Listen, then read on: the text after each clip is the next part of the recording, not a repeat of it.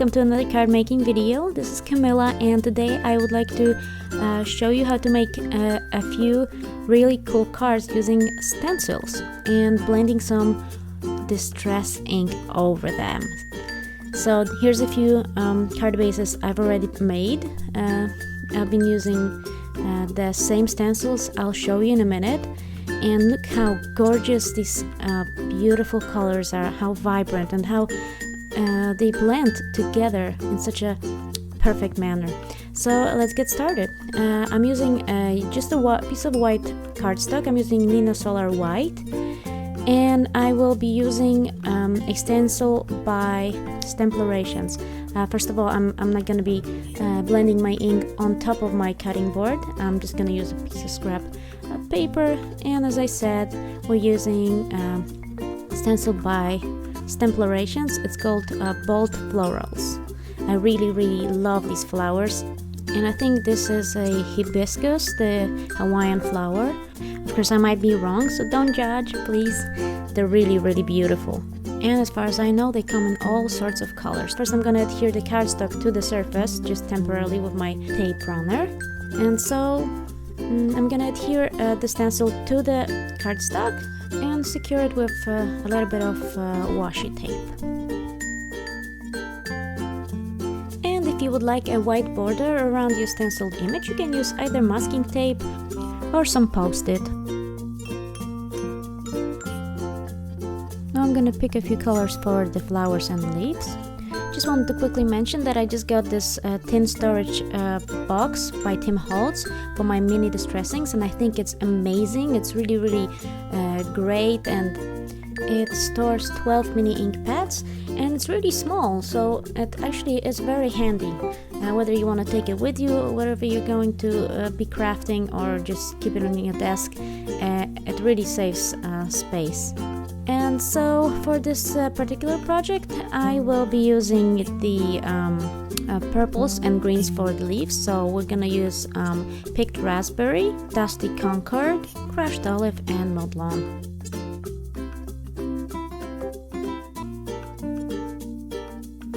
I'm gonna speed up the whole process of actual blending the ink, and I want to mention that at first I wanted to use my mini blending tools, but I decided that they're a little too big for all these tiny elements, and I switched to my very useful tools, which are cosmetic wedges.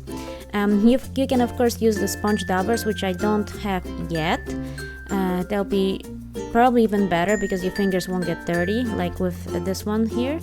And I'm going in with picked raspberry in the center, and I found that it's the best if you go from the center to the outer layer, or in a circular motion starting from inside. Also, try not to put too thick of a layer of color at first. It's better, I think, to take a thin coat and go over certain areas a few times rather than once with a thick layer of color, because it just makes it look a little more natural. I mean, you can see different areas of this coloring look better and some might be a little worse, but it was kind of work in progress, so you should try also and learn on your mistakes.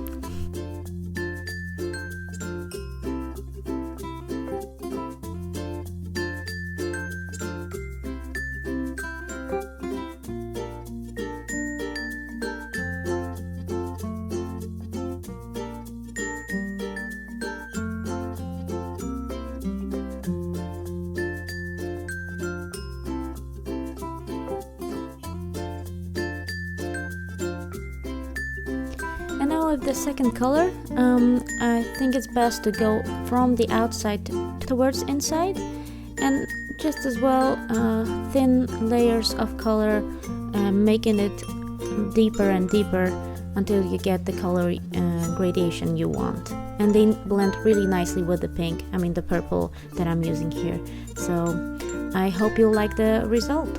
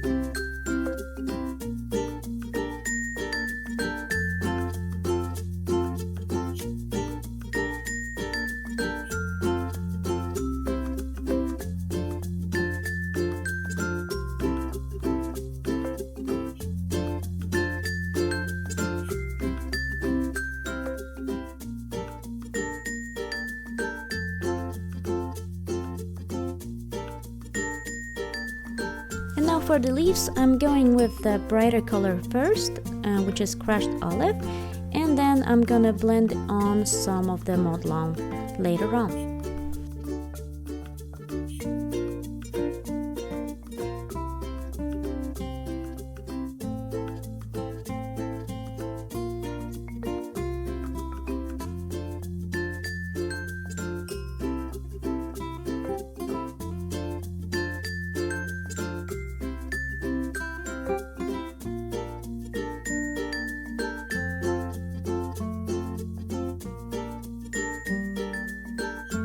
And now for the magic, peeling off the stencil, and here's the card front.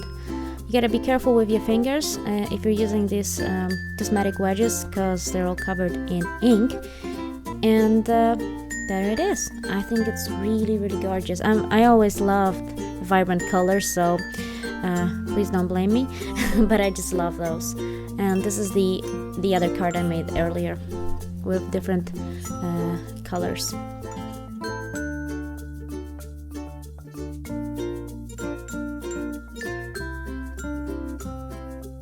And now for a second card front, I'll be using the Scrapberries stencil called Petals, and I really love this pattern.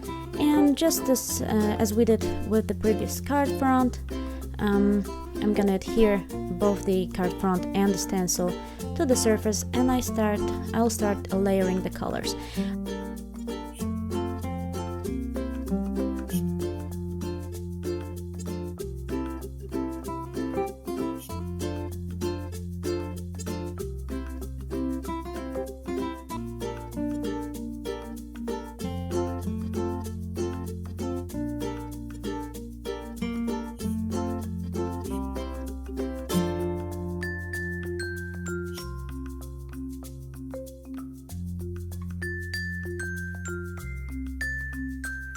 In this case, I'm actually using only my mini blending tools, because it doesn't really matter where I go with the ink. I actually want them to combine together and create different colors, so that's what I'll be using.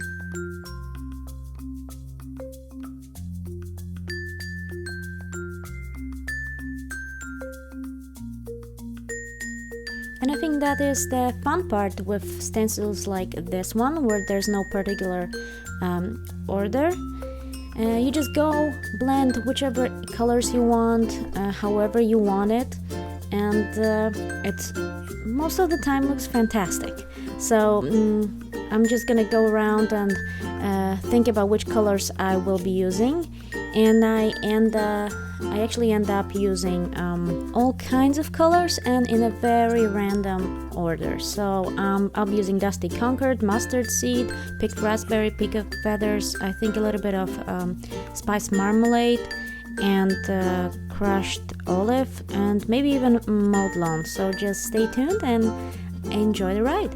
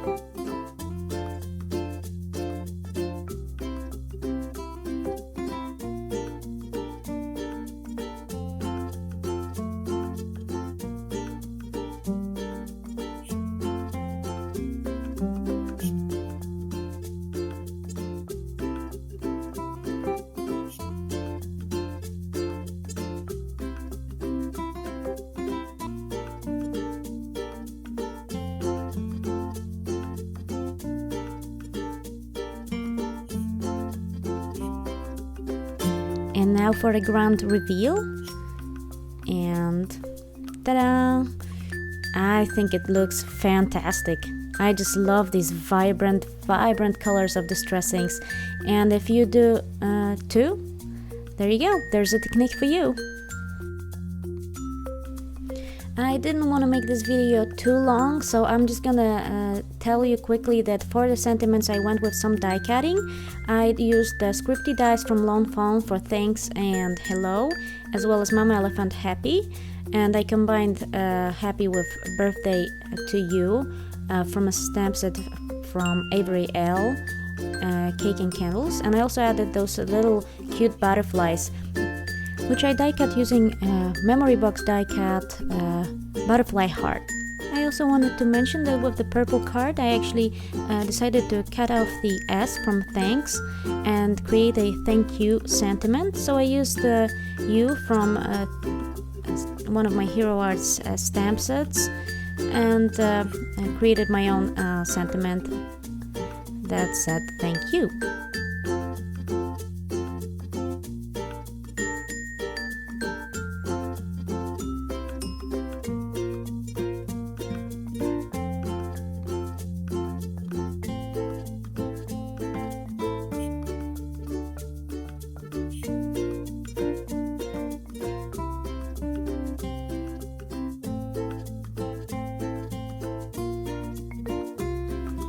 I used the green card base for the purple card and a black one for the colorful petal one, and I used some tape runner to adhere the front to the card base. And that finished off my cards. Thank you so much for joining me today. I hope you enjoyed this video tutorial, and I hope I inspired you to try something new or maybe do something you haven't done for a long time. And thank you very much for watching, and see you again soon. Bye!